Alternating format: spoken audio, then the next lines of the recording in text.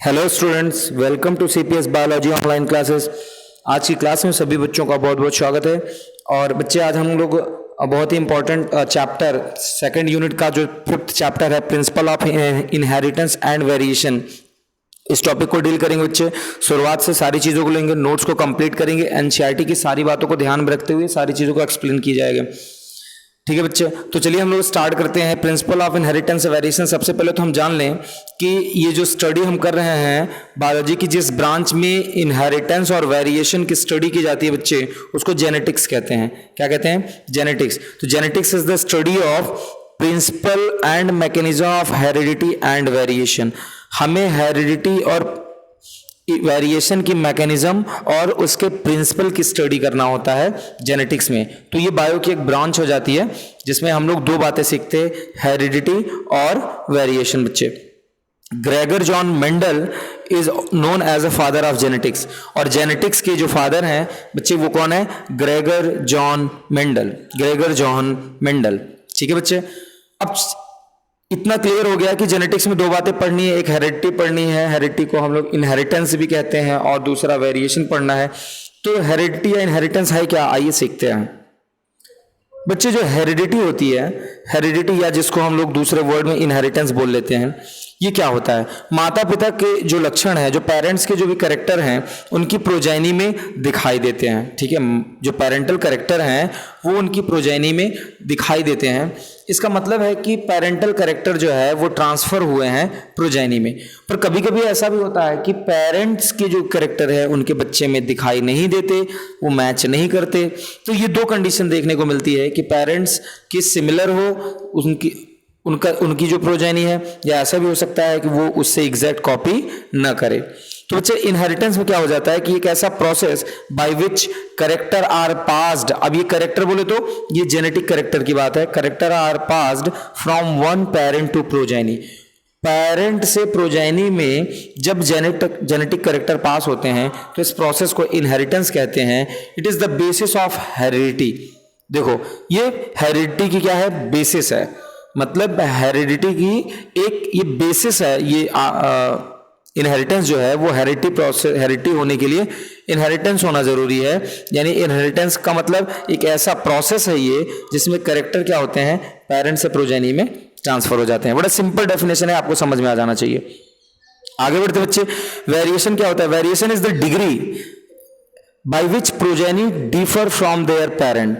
जो प्रोजेनी और पेरेंट हैं वो मैच नहीं कर रहे, मतलब पेरेंट से प्रोजेनी उनकी मैच नहीं करिए, तो इसको बोलेंगे हम लोग वेरिएशन। वेरिएशन में be in terms of morphology, physiology, cytology, behaviouristic trait of individual belonging to the same species.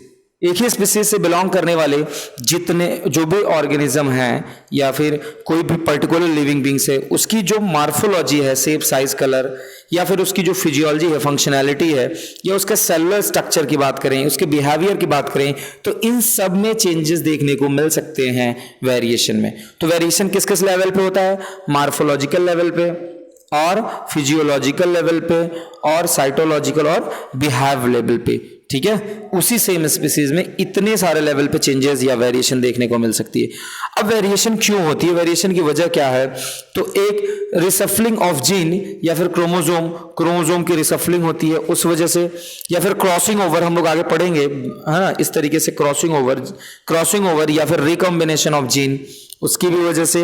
एक सबसे इंपॉर्टेंट वजह है mutation, sudden changes in a gene में थोड़ा सा उनके केमिकल कंपोजिशन में चेंजेस आ जाए, उसको म्यूटेशन कहते हैं। म्यूटेशन की वजह से, और इफेक्ट ऑफ इन्वायरमेंट के इफेक्ट की वजह से भी प्रोजेनी में चेंजेस देखने को मिल सकते हैं उनके पेरेंट के कंपैरिजन में। ठीक है बच्चे, तो इतनी बातें हो गई जेनेटिक्स में। अब आगे बढ़ते हैं। जेनेटिक्स में जो एक्चुअल में शुरुआत होती है सारी चीज़ों की, वो कहाँ से होती है? तो जेनेटिक्स में जो भी चीज़ें शुरू होती हैं बच्चे, स्टूडेंट, अब हम देखते हैं मेंडल्स लॉ ऑफ इनहेरिटेंस। जो इस टॉपिक की एक्चुअल शुरुआत होती है वो यहाँ से हो जाती है, Mendel's law of inheritance. Mendel ने हाइब्रिडाइजेशनल एक्सपेरिमेंट किया। किस पे किया? Garden pea plant, Pisum sativum plant पे किया। 7 ईयर्स पे वर्क किया, और इसके बाद उन्होंने इनहेरिटेंस के लॉ को सामने लाया, इनहेरिटेंस के लॉ को प्रपोज किया।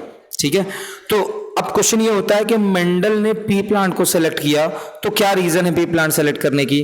तो कुछ मेन रीजन थे कि उन्होंने पाइसम सैटाइवम पे ही वर्क किया, पी प्लांट पे ही वर्क किया, उसी पे एक्सपेरिमेंट किया। पहली बात तो पी प्लांट में कई कॉन्ट्रास्टिंग कैरेक्टर मतलब अपोजिट कैरेक्टर भी देखने को मिलते हैं, और इनका लाइफ स्पैन बड़ा शॉर्ट होता है, कम समय में 60 से 70 दिन में इसका रिजल्ट आ जाएगा। अब ऐसे प्लांट को हम ले लें जो 100 साल के हैं, तो उतनी ह्यूमन की लाइफ स्पैन नहीं है, तो एक्सपेरिमेंट भी पॉसिबल नहीं हो पाता।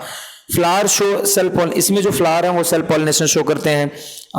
Reproductive holes being enclosed bye Corolla, इसमें जो इनके रिप्रोडक्टिव होल्स हैं जो एंडोशियम गायनोशियम है, ये कोरोला से कवर्ड है, इस वजह से सेल पॉलिनेशन को भी प्रेफर करते हैं पी प्लांट। और ये सबसे बड़ी बात है, it is easy to artificially, अगर जरूरत पड़ने पर इसमें क्रॉस पॉलिनेशन भी करवाया जा सकता है, जिसकी वजह से हाइब्रिड प्रोडक्ट हमको मिल सके। तो दीज आर द रीजन, ये वो वजह है जिसकी वजह से मेंडल ने पी प्लांट को सेलेक्ट किया। अब हम बात करते हैं वर्किंग मेथड। तो वर्किंग मेथड क्या है? तो वर्किंग मेथड है मेंडल कैसे सक्सेस हुए, मेंडल कितनी आसानी से सफलता पाए इन चीजों में, उसको हम जानेंगे। Mendel success was also due to the meticulous planning और and method of work. Mendel जो था वो जितना भी काम किया वो पहले प्री प्लान किया, मैथमेटिकली उसको करके फिर जो है एक्चुअल में उसने वर्कआउट किया, प्रैक्टिकल किया। ठीक है, उसके पास पूरा वेल प्लान था, सारी चीज़ों को ऑब्जर्व करने के बाद, प्रॉपर ऑब्जर्व करने के बाद फिर उसने वर्क किया। तो मेंडल ने जो वर्किंग मेथड था, काम करने का जो तरीका था वो अपने एक्सपेरिमेंट पे, वो सबसे पहला तरीका ये था बच्चे कि उन्होंने he studied only one character at time, वो एक बार में एक ही कैरेक्टर कंसीडर किए उस पी प्लांट पे जब एक्सपेरिमेंट कर रहे थे। He used all available technique to avoid cross pollination and by undesired pollen grain, मतलब उन्होंने ऐसे भी टेक्निक इसका ध्यान रखा कि ताकि उसमें क्रॉस पॉलिनेशन के चांस बिल्कुल न होने पाए। ठीक है भाई, उसने क्रॉस पॉलिनेशन को अवॉइड किया और सेल्फ पॉलिनेशन होने दिया। तो ये सारे वो मेथड हैं जिनको उस मेंडल ने ध्यान में रखा। बेटा थर्ड प्रॉपर्टी है ही अप्लाइड मैथमेटिक्स स्टैटिक्स। देखो मेंडल को मैथमेटिक्स स्टैटिक्स का भी अच्छा नॉलेज था, तो mathematics and static to analyse the results obtain by him, उसके द्वारा जो भी रिजल्ट हुए उसको मैथमेटिकली उसने एनालाइज भी किया था। ये सारी चीजें करके मेंडल ने 7 कंट्रास्टिंग कैरेक्टर ऑब्टेन किए गार्डन पी प्लांट के अपने हाइब्रिडाइजेशनल एक्सपेरिमेंट में। वो 7 कंट्रास्टिंग कैरेक्टर कौन है पी में? तो इधर हम लोग कंट्रास्टिंग कैरेक्टर, इधर नॉर्मल कैरेक्टर है, उसके कंट्रास्टिंग कैरेक्टर मतलब अपोजिट कैरेक्टर, एक दूसरे का अपोजिट, जैसे टॉल का अपोजिट डॉर्फ होगा, इस तरीके से। तो एक कैरेक्टर डोमिनेंट पहले लिखा जाएगा, दूसरा है रेसेसिव। अब इस टेबल को ध्यान में रखिए, ये वही 7 कंट्रास्टिंग कैरेक्टर हैं जिसको मेंडल ने डिनोट किया है। तो अब देखते चलते बच्चे, स्टेम की हाइट उन्होंने उठाया, उसमें एक कुछ टॉल वाले मिले, कुछ डॉर्फ वाले मिले, यानी कुछ लॉन्ग साइज के प्लांट थे, कुछ शॉर्ट साइज के प्लांट थे। ठीक है, दूसरा फ्लावर का कलर देखा, कुछ में व्हाइट मिला, कुछ में वायलेट, तो वायलेट डोमिनेंट है, जो पहले लिखा जा रहा है डोमिनेंट है, लास्ट वाला बाद वाला रिसेसिव है। फ्लावर की पोजीशन एक्सियल टर्मिनल, पॉड से inflated constricted, pod colour green yellow, seed shape rounded wrinkled, seed colour yellow और ग्रीन। मतलब ये 7 कंट्रास्टिंग कैरेक्टर जिसके डोमिनेंट और रेसेसिव दोनों फॉर्म है बच्चे, जिसके डोमिनेंट रेसेसिव दोनों फॉर्म है, इसको मेंडल ने डिनोट किया, जो आपको याद रखने की बात है। तो stem length, flower colour, flower position, pod से पॉड कलर, और इसके बाद सीड से सीड कलर। ठीक है बच्चे, चलिए अब हम लोग ध्यान देते हैं कि मेंडल ने जो भी वर्क किया, Mendel conducted artificial hybridisation, Mendel ने आर्टिफिशियल हाइब्रिडाइजेशन किया, यानी क्रॉस पॉलिनेशन को प्रेफर किया ताकि अच्छे से उसमें ब्रीडिंग हो सके। ठीक है, true breeding lines are those that undergo self pollination and show stable trait inheritance. मतलब मेंडल ने जो भी क्रॉस करवाया या ब्रीडिंग को देखा, उसमें उन्हीं के बीच में किया जिसमें सेल्फ पॉलिनेशन ज्यादातर वो करते थे, और उनके ट्रैट को भी उन्होंने रिकॉर्ड किया। हाइब्रिडाइजेशनल एक्सपेरिमेंट में मेंडल ने इमैस्कुलेशन को भी ध्यान में रखा। इमैस्कुलेशन का मतलब होता है रिमूवल ऑफ एंथर, और फिर पॉलिनेशन यानी ट्रांसफर ऑफ पॉलन ग्रेन का भी ख्याल रखा उन्होंने।